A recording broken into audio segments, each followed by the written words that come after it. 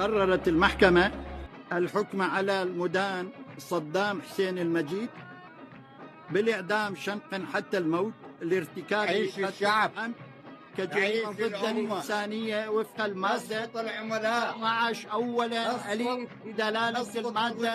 بدلالة المادة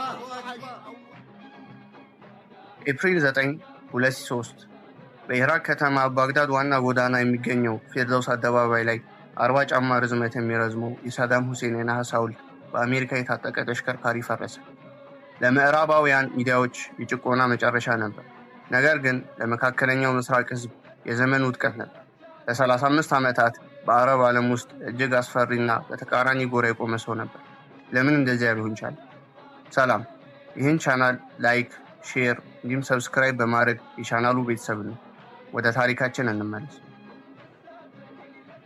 ወደዚህ አደባባይ እንዴት እንደደረስን ለመረዳት ወደ ኋላ መመለስ አለብን። በ24 ሰዓት ዜና ውስጥ የጠላት ስያሜ የተሰጠውን ሰው አይደለም፣ የበረሃውን ሐሩር ወደ ዘመናዊ ልዕለ ኃያልነት የለወጠው አብዮተኛ፣ በቀዝቃዛው ጦርነት የነበሩ ሀገራቶችን ከጨዋታ ውጭ ያደረገ ስትራቴጂስት፣ በመጨረሻ እምቢተኝነቱ ለአገሩ ውድቀት ምክንያት የሆነው መሪ እንቃኛለን። ሳዳም ሁሴን አልማጂድ አልቲክሪቲ ሚያዝያ 28 1937 ፍጹም ድህነት ከሰፈነባት ሀገር ተወለደ። የትውልድ ቦታው በቲክሪት አቅራቢያ በምትገኝ አልአውጃ መንደር ውስጥ በጭቃ ጡብ የተሰራ ጎጆ ነበር። አባቱ ከመወለዱ በፊት ደብዛው ጠፍቷል። ወንድሙ ከወራት በኋላ በካንሰር ሞተ። እናቱ ሱብሃ በሐዘን በጣም ስለተሸነፈች ጽንሱን ለማስወረድ ሞክራ ነበር። ይባስ ብሎም ልጇን ለመግደል ሞክራ እንደነበር ተዘግቧል። ሳዳም ያደገው ጨካኝ በሆነ የእንጀራ አባት ሲሆን ስቃዩ በበዛበት ጊዜ በ10 ዓመቱ ወደ አጎቱ ኸይረላ ታልፋ ወደ ነበረበት ባግዳድ ሸሽቷል። ታልፋ ከእንግሊዝ ጋር በመዋጋት ታስሮ የነበረ ቀናተኛ የአረብ ብሔርተኛ ነበር። ለሳዳም ከመኖሪያ ቤት በላይ የሆነ ነገር ሰጠው። የአረብ ርዕዮተ ዓለም ሊቀይር በሚችል አይዲዮሎጂ ቀረጸው። የአረቡ ዓለም የሚያንቀላፋ አንበሳ እንደሆነና በቅኝ ግዛት ድንበሮች እንዲሁም በውጭ የነዳጅ ኩባንያዎች እንደደከመ ለልጁ አስተምሮታል። በ1950ዎቹ መጨረሻ ላይ ኢራቅ የአብዮት ውጥንቅጥ ውስጥ ነበረች። ሳዳም ለአንድነት ለነፃነትና ለሶሻሊዝም የተወሰነውን የባዕስ ፓርቲን ተቀላቀለ። በ1959 የኢራቅ ወታደራዊ ገዥ አብዱልከሪም ቃሲምን ለማስወገድ ሳዳም ተመረጠ። ሴራው አልተሳካም ነበር። ሳዳም እግሩ ላይ ቆስሎ በረሃውን አቋርጦ ወደ ካይሮ ሸሸ። ሳዳም ሕግን ያጠናውና የፖለቲካ ራዕዩን ያሻሻለው በታላቁ የአረብ ብሔርተኛ ቀንቃኝ ጀማል አብዱልናስር ጥላ ስር ነበር። ጥናቱን እንዳጠናቀቀ በ1963 ወደ ኢራቅ ተመለሰ። በፓርቲው ውስጥ እንደ ጠንካራ ሰውና የደህንነት ባለሙያ ሆኖ ይታይ ነበር። በ1968 የባዕስ ፓርቲ ያለ ደም መፈንቅለ መንግስት ስልጣንን ያዙ። አህመድ ሐሰን አልበክር ፕሬዚዳንት ሲሆኑ በጥላው ውስጥ የነበረው ሰው የደህንነት መሳሪያውን በትክክል የሚቆጣጠረው ወጣቱ ምክትል ፕሬዚዳንት ሳዳም ሁሴን ነበር። አሁን መነግራችሁ ነገር ብዙውን ጊዜ ከምዕራባውያን የታሪክ መጽሐፍት ውስጥ የማናገኘውን እውነት ነው። በ1970ዎቹ ሳዳም ሁሴን የዘመናዊ ኢራቅ አርክቴክት ሆነ። በ1972 የኢራቅ ፔትሮሊየም ኩባንያን በብሔራዊ ደረጃ አዋቀረው። ለ10 ዓመታት የምዕራባውያን ኩባንያዎች የኢራቅን የነዳጅ ሀብት የአንበሳውን ድርሻ ወስዶ ነበር። ሳዳም መልሶ አደራጀው። በቢሊዮን የሚቆጠር የፔትሮ ዶላር ገንዘብ በመንግስት ቁጥጥር ስር እያለ መሐይምነትን ለማጥፋት ብሔራዊ ዘመቻ ጀመረ። ትምህርት ነፃና ግዴታ ሆነ። በጥቂት ዓመታት ውስጥ ኢራን በክልሉ ውስጥ ከፍተኛውን የማንበብና የመጻፍ መጠን አስመዘገበች። ለእያንዳንዱ ዜጋ ነፃ የጤና አጠባበቅ አገልግሎት በመስጠት በመካከለኛው ምስራቅ ያሉ ሀገራት የሚቀኑበትን የሆስፒታሎች መረብ ገነባ። ሴቶች የእኩልነት መብት እንዲኖር በመገፋፋት የመስራት የመምረጥና የስልጣን ቦታ የመያዝ መብታቸውን የሚጠብቁ ህጎችን አጸደቀ። በ1979 ኢራቅ ሁሉንም ያማከለ አስተዳደር፣ የተማረ ዜጋ የሚገኝባት ሀገር እንዲሁም በዓለም ላይ 4ኛው ትልቁ ወታደራዊ ኃይል ሆነች። ሳዳም ኢራቅን በመገንባት ላይ ያለች ልዕለ ኃያል ሀገር አድርጓታል። በሐምሌ 1979 ሳዳም በእርጅና የደከመውን አልበክርን ወደ ጎን ገፍትሮ የፕሬዚዳንቱን ስልጣን በይፋ ያዘ። ማንም ሰው እንዳይገዳደረው በማሰብ በታሪክ ውስጥ እጅግ አስፈሪ ከሆኑት የጅምላ ማጽዳት ዘመቻዎች አንዱን አድርጓል። በቪዲዮ እየተቀረጸ ባለ የፓርቲ ኮንግረስ ውስጥ የባለስልጣን ሰዎች ስም እየተነበበ ነው። ለምን እንደሆነ ግልጽ ነው። ሳዳም መድረኩ ላይ ሆኖ ከአፉ ላይ የማይጠፋውን ሲጋራ እያጨሰ ነበር። በደርዘን የሚቆጠሩ የቅርብ ጓደኞቹና የሥራ ባልደረቦቹ ከአዳራሹ እንዲወጡ አደረገ። 68 የሚሆኑ ሰዎች እንዲወጡ ተደረገ። ከዛም ወደ እስር ቤት ተወሰዱ። 22 የሚሆኑ ግለሰቦች ወዲያውኑ ተገደሉ። ምክንያቱ እስካሁን ለሁለት ጎራ የከፈለ ነበር። አንደኛው ጎራ ስልጣኑን እንዳይቀሙት በሐሰት ውንጀላ ያደረገው ነው ሲሉ፣ ሌሎች ደግሞ በእስራኤል ድጋፍ ስልጣን ለመገልበጥ እያሰሩ የነበሩ ሰዎች እንደነበሩ ይገልጻል። እውነታውን ለእናንተ ትቼዋለሁ። ከዚህ ቅጽበት ጀምሮ ኢራቅ ሳዳም ነበረች፣ ሳዳም ደግሞ ኢራቅ ነበር። እሱ የመሪ አባቶች ነው። የአረብ ሀገር ፈረሰኛ እና የነቡከንደር ተተኪ ነበር። በ1979 የእስልምና አብዮት ጎረቤት ኢራንን ቀይሯታል።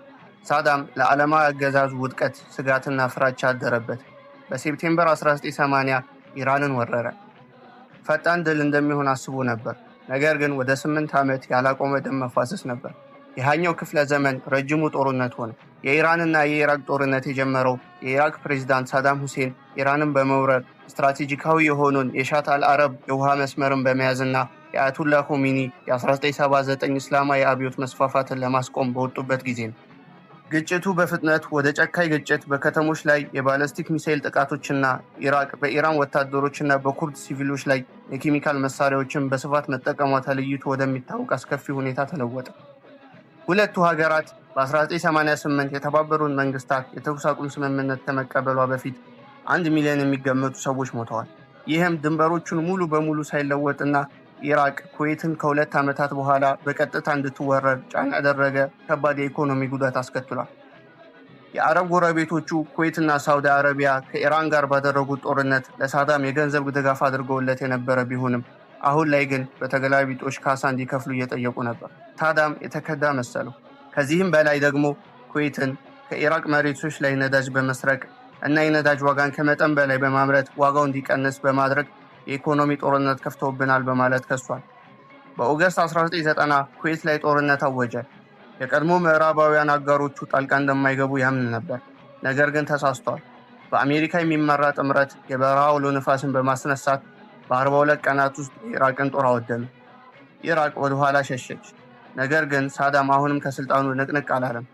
ምዕራባውያን የሚጸጸቱበትን ውሳኔና ሳዳም አፈ ታሪኩን ለማስቀጠል የሚጠቀምበት የጦርነት ማብቂያ ሆነ። ለቀጣዮቹ 12 ዓመታት ኢራቅ በታሪክ ውስጥ እጅግ ጨካኝ የሆነው የማዕቀብ ስርዓት ስር ውስጥ ነበረች። በሰባዎቹ መጨረሻ ላይ የተገነባው ሀብት ወድሟል። መሰረተ ልማቶች ፈርሰዋል። ሆኖም ሳዳም እምቢተኝነቱን ቀጥሏል። የዓለማዊ ሐሳቡ ወንዝ ሊያሻግሩ አልቻለም። የሃይማኖት አባቶችን ለመሳብ የእምነት ዘመቻ ጀመረ። አሁን ድረስ በኢራቅ ባንዲራ ላይ የምናየው አላሁ አክበር የሚለው ጽሑፍ በማጻፍ የኢራቅ ብሔራዊ ባንዲራ እንዲሆን አወጀ። ሳዳም የመፈንቅለ መንግስት ሙከራዎችን እና የግድያ ሴራዎችን ተርፏል። ይህም በአረቡ ዓለም እንደ ጀግና የሚታይበትን ስዕል ፈጠረለት። ለምዕራቡ ዓለም የሚያስፈራ ተምሳሌት ሆነ። የ9/11 ጥቃቶች ተከትሎ ዩናይትድ ስቴትስ ኢራቅ ላይ ጦርነት ከፈተች። ዩናይትድ ስቴትስ በ2003 ኢራቅ የወረረችበትን ምክንያት ብላ ያስቀመጠችው በዋናነት የሳዳም ሁሴን አገዛዝ የጅምላ ጭራሽ መሳሪያዎች አከማችቷል የሚልና እንደ አልቃይዳ ያሉ የሽብር ድርጅቶች ጋር ግንኙነት እንደነበራቸው በማስመሰል ነው። ይሁንና ይህ ጣልቃ ገብነት ለአሜሪካ ከባድ ውጥቀት ሆኖ ነበር። ምክንያቱም የአሜሪካ የስለላ ድርጅት የሆነው ሲአይኤ ያቀረባቸው ምክንያቶች ሙሉ በሙሉ የተሳሳቱ ነበሩ። ምንም የጅምላ ጨራሽ መሳሪያ ክምችት አልነበረም። ኢራቅ ከ9/11 ጥቃት ጋር ምንም አይነት ግንኙነት አልነበራትም። ከዚህም በላይ አሜሪካ የኢራቅን ጦርና የመንግስት መሰረተ ልማት በማፍረስ የድህረ ወረራውን ስትራቴጂ በእጅጉ አሳስታለች። ይህም አስከፊ የሆነውን የጎሳ እርስ በርስ ጦርነት አስከተለ። ተለዋዋጭ የኃይል ሚዛን ፈጠረ። ጽንፈኛ የሆነውን የሽብር ቡድን አይኤስአይኤስ እንዲያንሰራራ አድርጓል። እንደ ኢራን ያሉ የክልል ተቀናቃኞቿን በትር መቋቋም እንዳትችል አድርጓታል። ለ10 ዓመታት ያህል ሀብት የተራበው የኢራቅ ጦር ወድቋል። ኤፕሪል 9 ባግዳድ ወደቀች። ሳዳም ስልጣኑን ጥሎ ወደ ምሽጉ ሸሸ። አሜሪካም እሱን ማሳደድ ጀመረች። ዲሴምበር 2003 የአሜሪካ ኃይሎች በቲክሪት አቅራቢያ ባለ ጠባብ መሬት ውስጥ የተደበቀ ሰው አገኘች። የተንጨባረረ ጸጉርና ፂም ያለው ሰው ነበር። እኔ የኢራቅ ፕሬዝዳንት ሳዳም ሁሴን ነኝ ሲል ተናገረ። በ1982 በዱጃይ ለተፈጸመው ጭፍጨፋ በኢራቅ ፍርድ ቤት ችሎት ቀርቦ ነበር። በችሎቱ በሙሉ የኢራቅ ብቸኛው ህጋዊ ገዥ እሱ እንደሆነና ፍርድ ቤቱ የምዕራቡ አሻንጉሊት እንደሆነ በመናገር እምቢተኝነቱን አሳይቶ ነበር። ዲሴምበር 30 2006 በባግዳድ መዲናዎች ላይ ብዙም ያልዘለቀች ፀሐይ ወጣች። ሳዳም ሁሴን በስቅላት ተገደለ። የመጨረሻ ንግግሩ ሸሃዳ ወይም የእስልምና ምስክርነት ቃላቶች ነበሩ። የሳዳም ሁሴን ታሪክ የመልካምና የክፋት ተረት አይደለም። የስልጣን አሳዛኝ ሁኔታ የሚገልጽ ታሪክ ነው። እሱ ለኢራቅ ዘመናዊ ትምህርት ቤቶችና ሆስፒታሎችን የገነባ ከዚያም ተማሪዎቹን በከንቱ ጦርነቶች እንዲሞቱ ያደረገ ሰው ነበር። ለአረብ ክብር የቆመም ሰው ነበር። ከወደቀበት ጊዜ ጀምሮ ኢራቅ የእርስ በርስ ጦርነት፣ የአይሲስ መጫወቻ እና በአንድ ወቅት የገነባውን የደህንነት መረብ አጥታለች። አሁንም ቢሆን የሳዳምን መሪነት የሚናፍቁ ኢራቃውያን አሉ። አሜሪካም መጥፎ ስም በመስጠት እንዳስገደለችው የማይደበቅ እውነታ ነው። ታዲያ ሳዳም ምን አይነት ሰው ነበር? ሰማዕት ወይስ ጨካኝ ወይስ ጀግና? ምናልባት ሶስቱም ሊሆን ይችላል። ሳዳም ሁሴን የምዕራቡን ህሊና እና የመካከለኛው ምስራቅ ልብ የሚያሰቃይ መንፈሱን ይቀጥላል። አንድ ሀገር በአንድ እምቢተኛ ሰው ምን ልትሆን እንደምትችል ጥሩ ማሳያ ነው። ለዛሬ የነበረን ታሪክ ይህን ይመስላል። ሌላ እንዲቀርብ የምትፈልጉት ታሪክ ካለ ኮመንት ላይ አስቀምጡልኝ። ታሪኩን ከወደዳችሁት ላይክ፣ ሼር እና ሰብስክራይብ በማድረግ የቻናላችን ቤተሰብ ነው።